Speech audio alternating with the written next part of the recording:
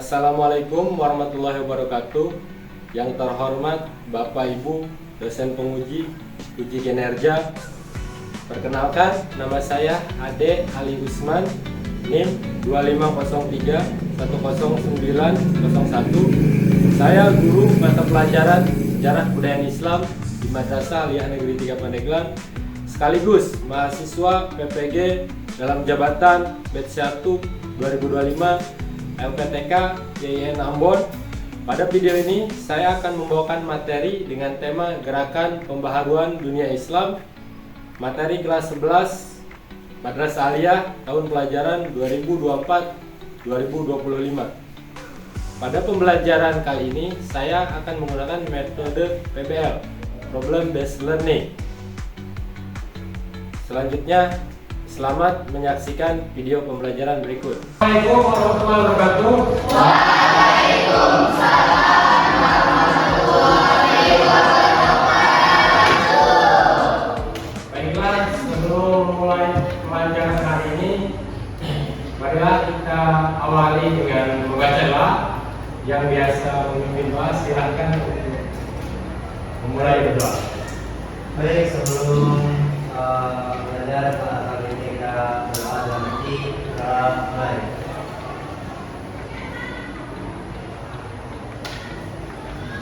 Selesai. Ya, sebelumnya coba berdiri dulu.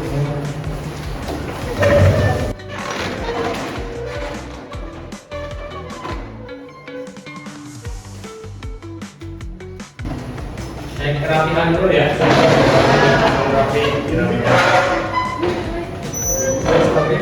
Terus kalau ada sampah di mejanya diambil. Itu dipatut di depannya itu ada sampah. Supaya belajarnya nyaman. Kalau dalam keadaan bersih, rapi, Nyaman. Oke. Kalau udah, sekarang duduk kembali. Ya.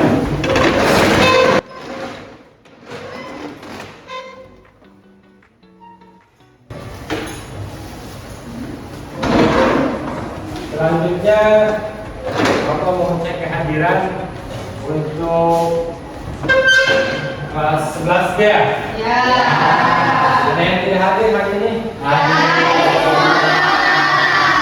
Nah, alhamdulillah kehadirannya luar biasa ya. Tolong dipertahankan, bukan hanya di mata pelajaran Bapak saja, mata pelajaran yang lain pun tetap dipertahankan kehadirannya. Karena bagaimanapun juga kehadiran itu menjadi penilaian juga.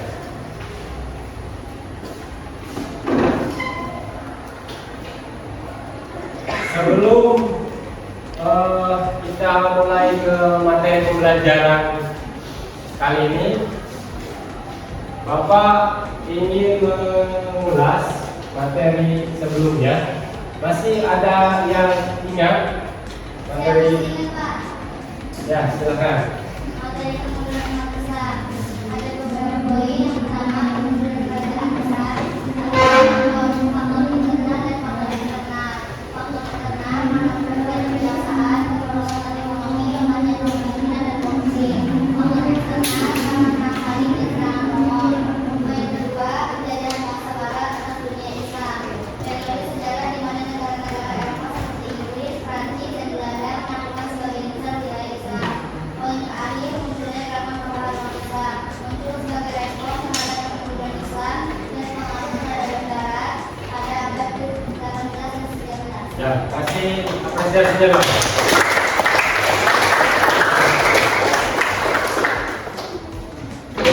Ya, untuk pertemuan kali ini kita akan membahas tentang pembaharuan dunia Islam, yang mana ini ada kaitannya dengan materi sebelumnya yang sudah tadi diulas.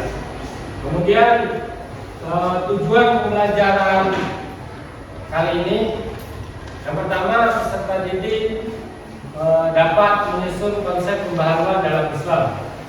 Yang kedua, peserta didik mampu membandingkan konsep sosial politik dari tokoh-tokoh pembaharuan Islam, Muhammad Ali Pasha, Jamaluddin Al-Afghani, kemudian Muhammad Abduh, Muhammad Rasidin Ridho, dan Muhammad Iqbal ya.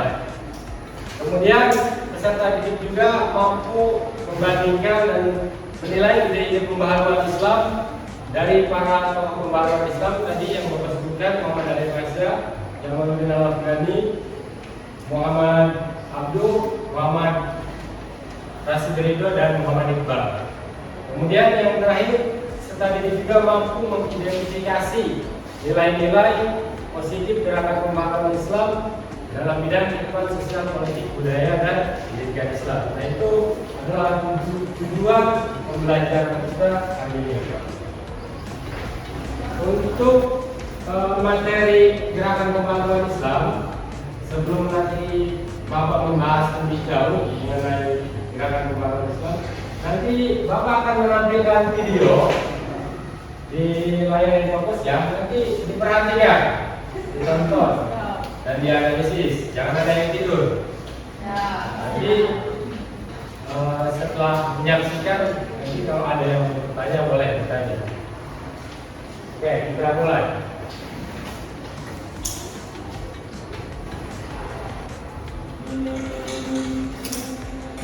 Dalam kosakata Islam terminologi pembaruan menggunakan kata tajdid. Secara harfiah, tajdid berarti pembaruan dan melalui disebut menjadi. Kata tersebut mencerminkan suatu upaya menghidupkan kembali iman Islam beserta praktik-praktiknya dalam komunitas kaum muslimin. Berkaitan hal tersebut, maka pembaruan dalam Islam bukanlah dalam hal yang menyangkut dengan dasar atau fundamental ajaran Islam. Artinya bahwa pembaruan Islam bukanlah dimaksudkan untuk mengubah, memodifikasi ataupun merevisi nilai-nilai dan prinsip-prinsip Islam supaya sesuai dengan selera zaman, melainkan lebih berkaitan dengan penafsiran atau interpretasi terhadap ajaran-ajaran dasar agar sesuai dengan kebutuhan perkembangan serta merupakan aktualisasi ajaran tersebut dalam perkembangan sosial. Istilah pembaruan baru terkenal dan populer setelah munculnya semangat pemikiran dan gerakan pembaruan Islam menyusul kontak politik dan intelektual dengan Barat, tepatnya pada abad 18. Latar belakang munculnya pembaruan dalam bidang pendidikan Islam antara lain adanya situasi sosial keagamaan masyarakat Mesir saat itu yang penuh dengan taklid, bidah, dan khurafat serta pemikiran yang statis. Seperti halnya Al-Afghani dan Muhammad Abdul yang melihat bahwa salah satu penyebab keterbaruan umat Islam yang Anda perhatikan adalah hilangnya tradisi intelektual pada intinya ialah kebebasan berpikir. Kesadaran itu tumbuh saat masa sejauh di Turki. Seperti kita tahu, Turki adalah pintu masuk menuju Eropa. Dengan demikian mereka yang paling tahu tentang perkembangan yang tengah berlangsung di Eropa. Oleh sebab itu, latar belakang dari kesadaran pembaruan tersebut karena kontak langsung dengan terjadi antara masyarakat Muslim yaitu Ottoman dengan masyarakat Nasrani di Eropa, sehingga menghasilkan hipotesis bahwa umat Islam harus berbenah. Dan karena umat Islam yang progresif kala itu menganggap bahwa Islam tengah berada pada masa kegelapannya, periode modern yaitu 1800 Masehi dan seterusnya, ada zaman kebangkitan bagi umat Islam ketika masih jatuh ke tangan Barat yaitu Prancis, serentak mengagetkan sekaligus mengingatkan umat Islam bahwa ada peradaban yang maju di barat sana di Eropa dan merupakan ancaman bagi Islam, sehingga menurut Abdul, Muhammad Rasid Ridho, dan Muhammad Iqbal. Ya, dari tayangan video tadi ada yang mau tanyakan? Bertanya, apa fokus utama gerakan pembaharuan Islam? Ada yang mau menjawab pertanyaan dari? Ya Pak, menjawab. Kembali kepada ajaran Islam yang murni dan relevan dengan perkembangan zaman serta mengatasi kemunduran umat Islam. Siap, cukup. Ya, terima kasih. Kasih aplaus.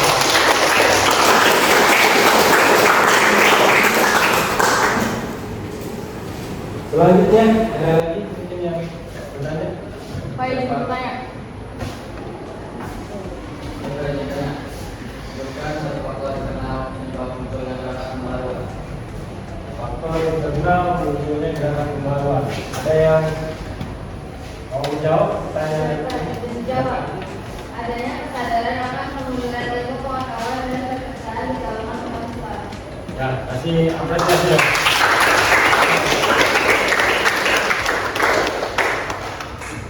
Ya, selanjutnya mungkin nanti akan memberikan penjelasan tambahan ya mengenai gerakan pembaruan Islam. Tadi sudah lihat tampilan video gerakan pembaruan Islam. Selanjutnya nanti ada materi yang akan Bapak sampaikan mengenai gerakan pembaruan dunia Islam. Ya. Tolong diperhatikan ke depan gerakan pembaharuan dalam Islam ya. Di sini ada pengertian pembaharuan. Pembaharuan dalam Islam adalah upaya untuk menyesuaikan paham keagamaan Islam dengan perkembangan baru yang ditimbulkan oleh kemajuan ilmu pengetahuan dan teknologi modern. Jadi gerakan pembaharuan Islam ini kita tidak boleh salah menafsirkan ya. Jadi bukan merubah ajarannya, tapi menyesuaikan ajaran Islam dengan perkembangan ilmu pengetahuan dan teknologi modern. Yang penting tidak keluar dari syariat ataupun kaidah Islam.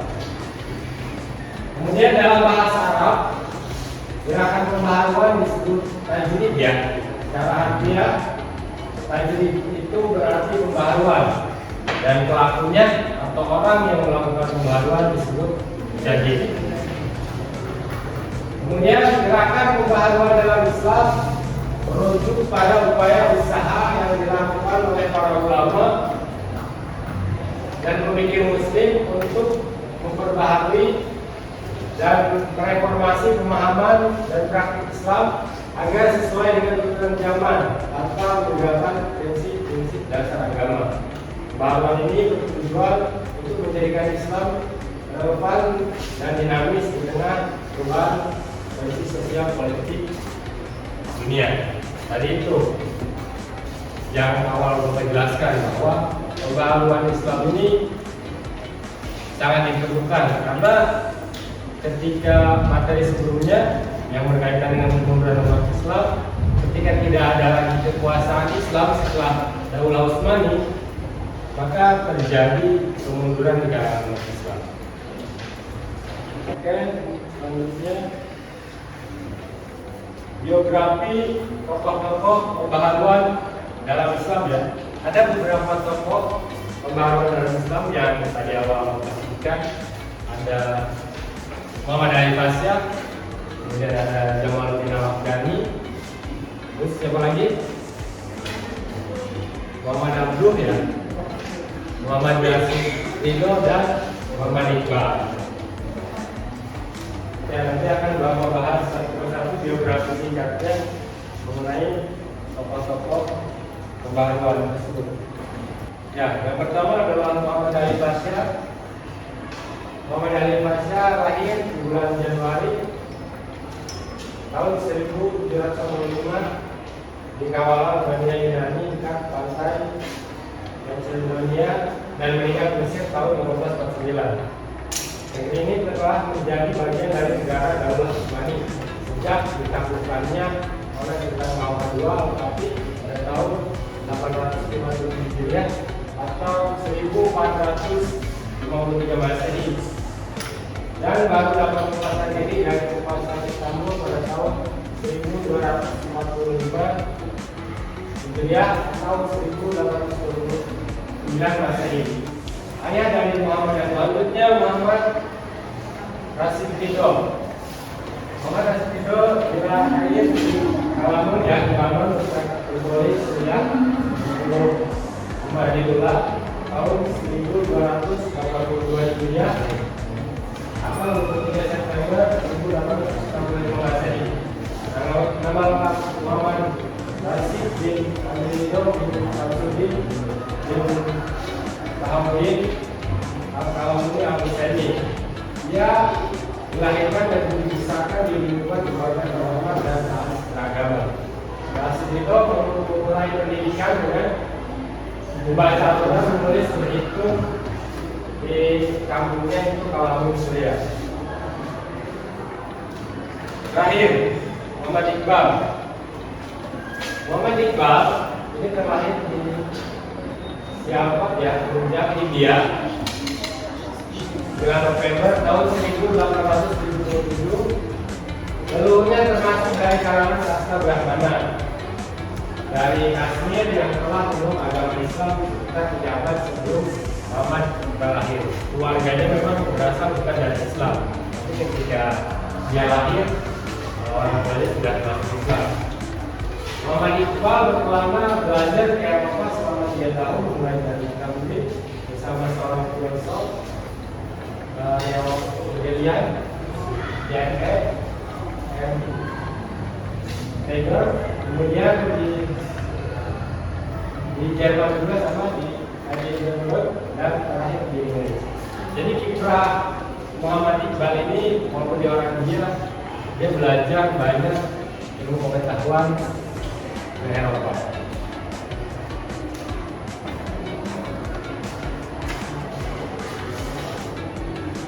Nah, kemudian pemikiran tokoh-tokoh pembahasan umat Islam, mulai dari Muhammad Ali Pasha sampai Muhammad Iqbal ya, nanti akan Bapak buat kelompok.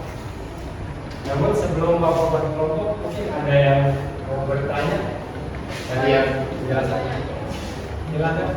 Apa yang dapat dilengkapi untuk gerakan pembahasan dunia Islam pada abad ke-19 awal abad ke-20?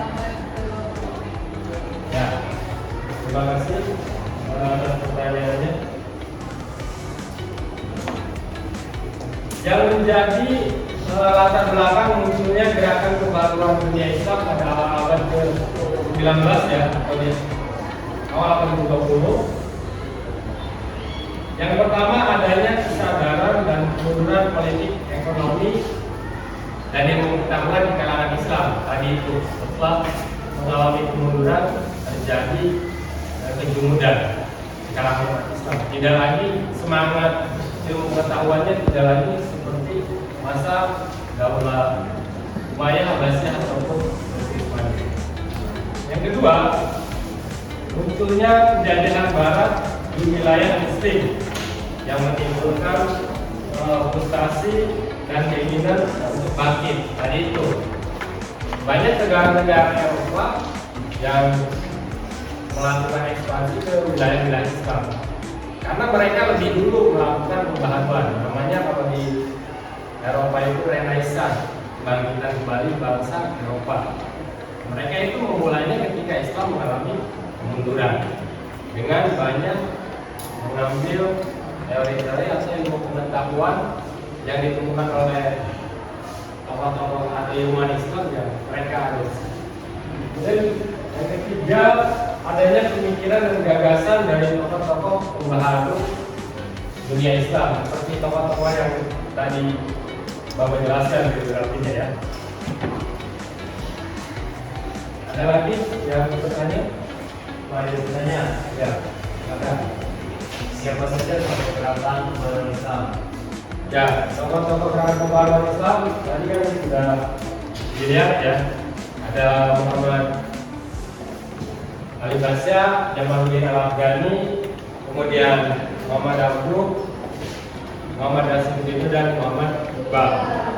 Nah, sekarang untuk mengetahui apa sih ide atau gerakan pembaharuan yang dilakukan oleh tokoh-tokoh tersebut, maka dari itu nanti Bapak akan membuat kelompok.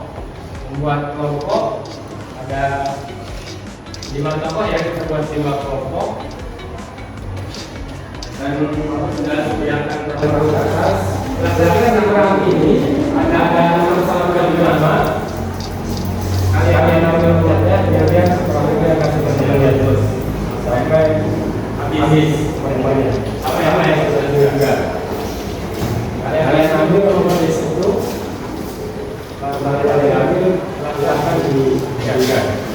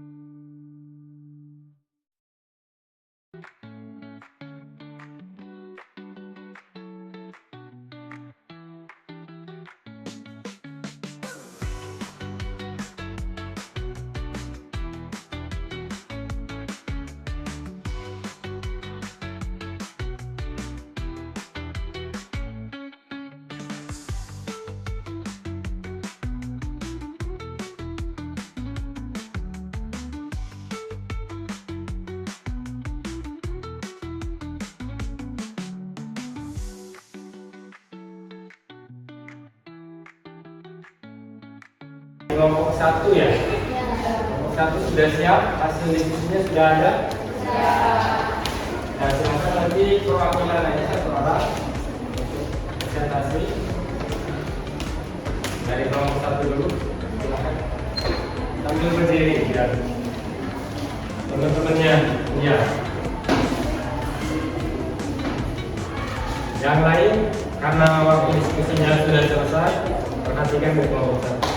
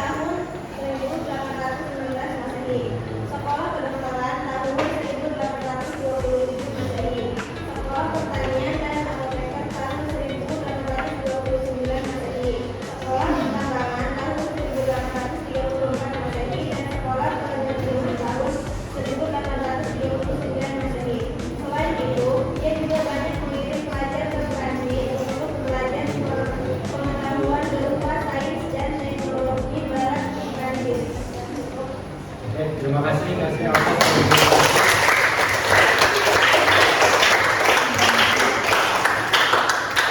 yang sudah siap Mama Nabu sudah siap? Nah, silakan perwakilan satu orang. Assalamualaikum warahmatullahi wabarakatuh. Waalaikumsalam warahmatullahi wabarakatuh. Dirinya saya di sini untuk mempresentasikan tentang biografi Muhammad Abdul. Muhammad Abdul lahir di pedukuhan Bel. Tiga pembaharu ini.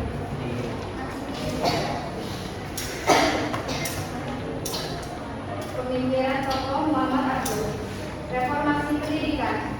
Abdul mengadvokasi reformasi dalam sistem pendidikan Islam tradisional dengan memasukkan sains dan teknologi modern. Ijtihad. Abdul mengajak umat Islam untuk berani beristihad dan meninggalkan taklid buta, sehingga ajaran Islam dapat diterapkan secara relevan dalam konteks modern. Terima kasih.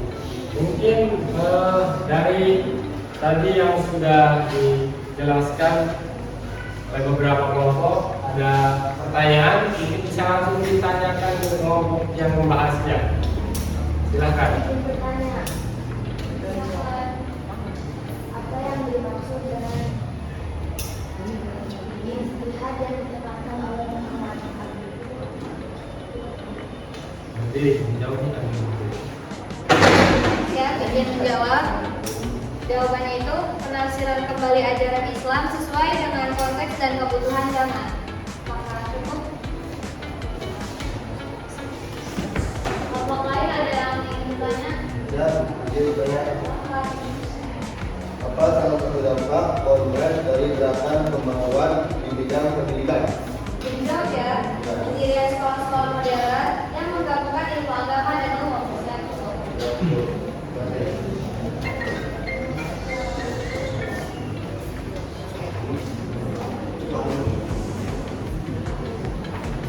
Ada lagi mungkin yang bertanya? Cukup? Ya, kasih aplaus dulu untuk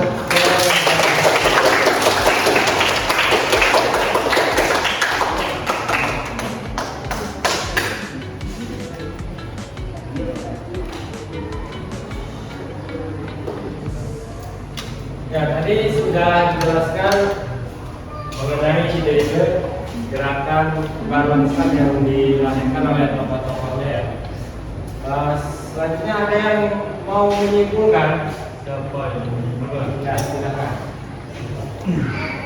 Gerakan pembaruan Islam adalah respon terhadap tatanan zaman yang dihadapi umat Islam dengan mengedepankan pendidikan, jihad, dan persatuan. Tokoh pembaruan ini berusaha menghidupkan kembali Islam yang dinamis dan relevan melalui pemikiran dan kontribusi mereka. Umat Islam diajak untuk terus beradaptasi dan berkembang dan menghadapi perubahan global. Gerakan pembaruan Islam bertujuan membawa Islam kembali pada ajaran murni yang rasional dan relevan dengan zaman tokoh-tokohnya memiliki benang merah seperti Islam, rasionalisme, dan reformasi sosial politik. Siap cukup. Oke, ya terima kasih.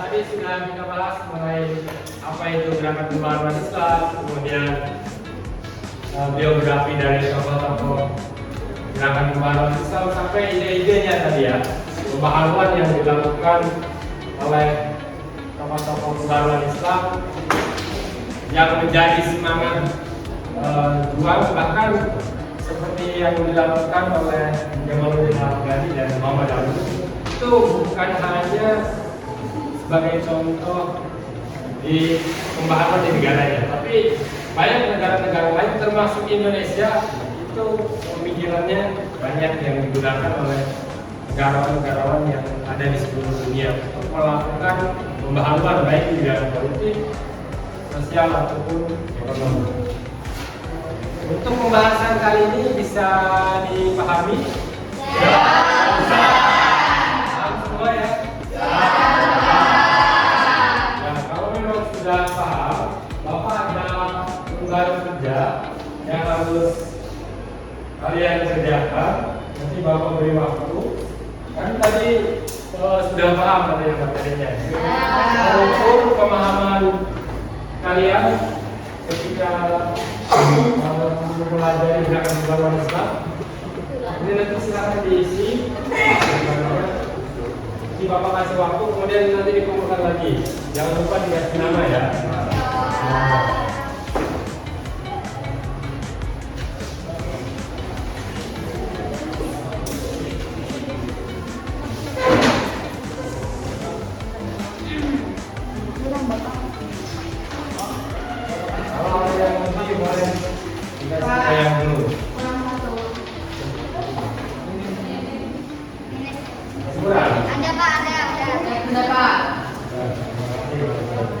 Silakan dikerjakan tugasnya. Di situ ada tugas individu dan juga tugas kelompok ya, hasil diskusi tadi ya. Silakan di Siapa Pak? Bapak beri waktu 5 menit. Nanti dikumpulkan lagi.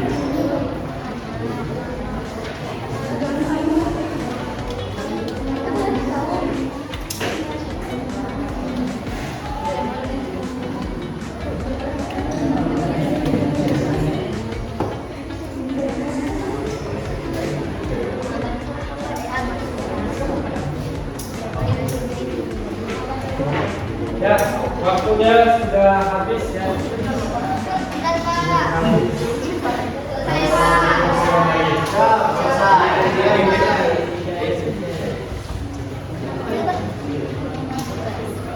Sudah, kelompok ini sudah.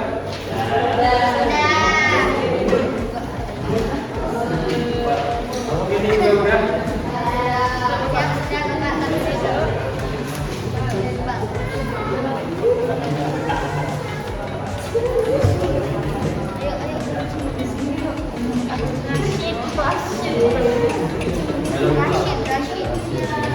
Sudah Pak.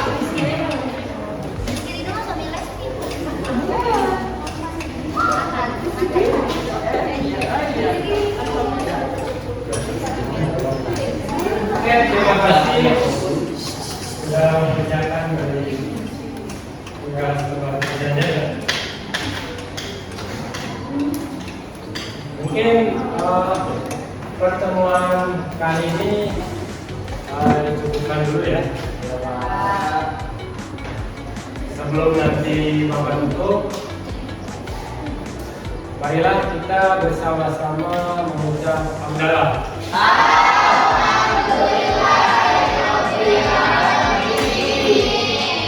Semoga kita semua diberikan kesehatan. Nanti kita bisa bertemu lagi di pertemuan selanjutnya dengan kurang lebihnya mohon maaf. Assalamualaikum warahmatullahi wabarakatuh.